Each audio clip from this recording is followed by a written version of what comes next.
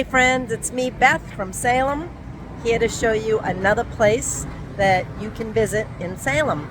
A little bit off the beaten path. I can't actually take you there as a tour guide.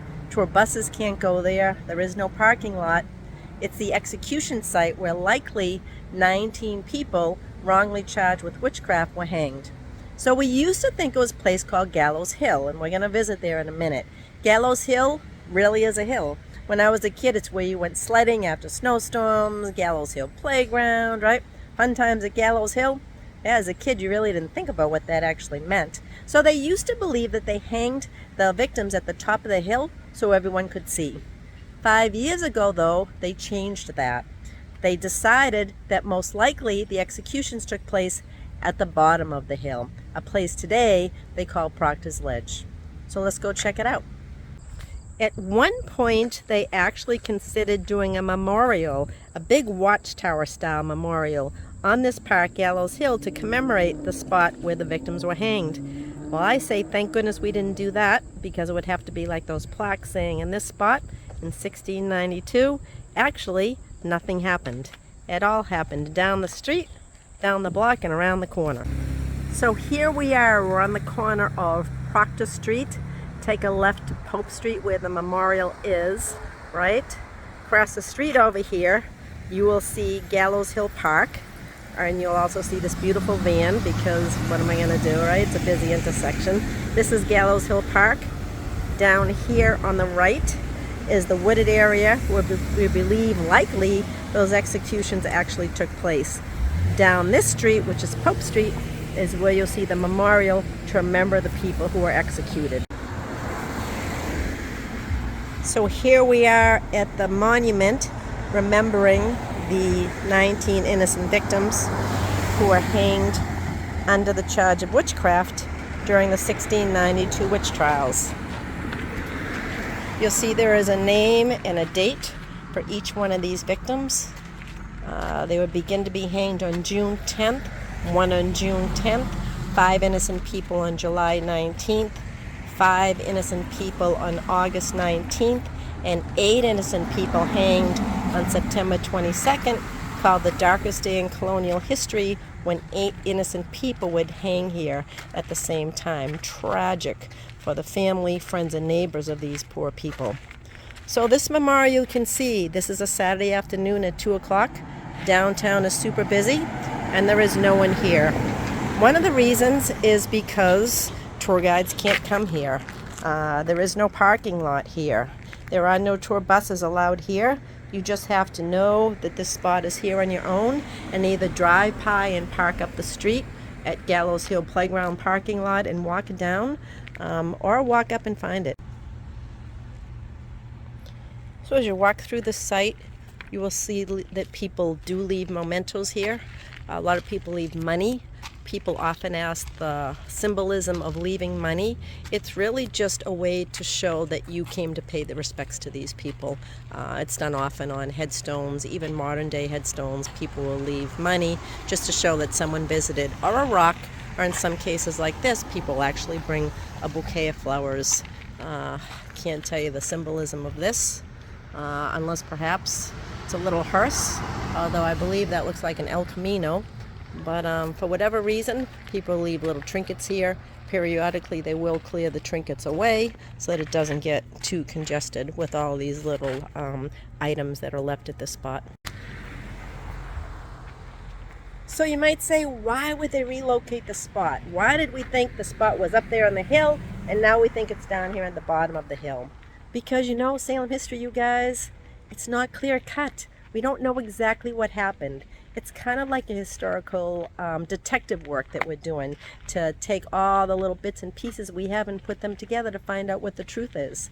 So what we did find in a lot of the diaries of people that would witness these executions, we found that they talked about seeing body parts sticking out of shallow dirt, how tragic it would be to see the remains of these people left here, sort of thrown away like garbage. And then historians would track these locations. This is where the person lived who claimed to see this. This is where this witness lived. When they would put that all together, it all pointed to the bottom of the hill. Not the top of Gallows Hill, but down here towards Proctor's Ledge. But not this place. This is the place of the monument. It's not the place where they believe the executions actually happened. That place is up the street and around the corner. So here we are. This is a very busy street over here. You can see the street called Pope Street. To the right of this street, next to that park, is where Gallows Hill is. But down this street, you'll see this sign that will say no entry, fines, we're watching you, all of that, because this is likely the land where the executions took place, not where the memorial is. The memorial is in the best spot to put a memorial to be the least disruptive to this neighborhood and the people who built these beautiful one-family houses at a time before they knew this quite possibly is a place where these terrible executions took place. So if you do visit this wooded land down the street from the actual memorial, likely the spot where the hangings happened, please, please, please be respectful. This is the backyard of these people. Do not come in here at night. Please don't come up here and try to do spells or ghost hunting. Treat this place with the respect it deserves as a possible place where all of these innocent people, 19 innocent people, would be hanged under these wrongful charges of witchcraft. So when you were hanged under the charge of witchcraft, they would hang you on a soft tree. This was intentional. They wanted you to suffer. If they hanged you from a tree that had a hard branch, you might break your neck and die quickly. Instead, they hanged you from a soft tree. The branch would bend and you would slowly strangle to death. So these hangings, in fact, were slow strangulations from your own body weight. Some cases I've read could have taken many, many minutes, maybe even up to an hour to die from this slow, torturous strangulation that would take place. Really sad. After you were hanged, they left you up there as an example. They would cut the bodies down and either toss them into the cliffs, because you can tell this was a very cliffy area before it was sandblasted for this building. You'd be wedged into the rocks for maybe the hawks and the wolves to pick apart and eat.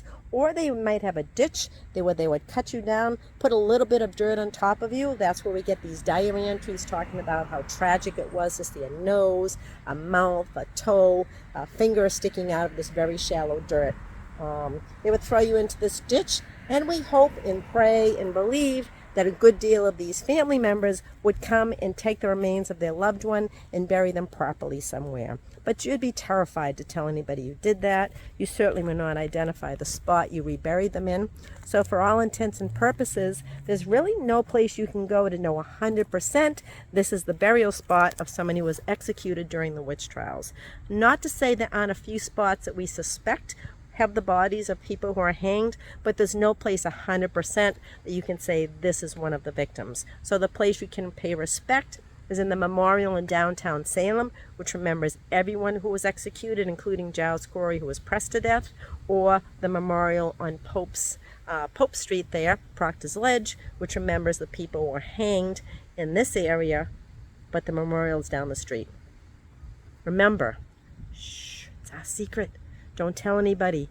Be respectful. These people don't appreciate crowds, but I personally appreciate the truth. So I'm telling you, likely this is the spot. Just come here quietly, respectfully. Remember all of these poor innocent people who died under these horrific conditions in 1692. So that's it from Proctor's Ledge. I think you should put this on your list of places to see in Salem, whether you drive by or you walk up.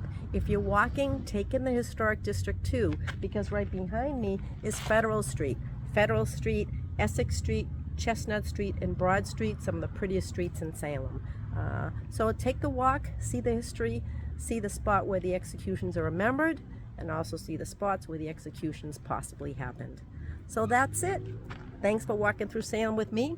Talk to you guys again soon.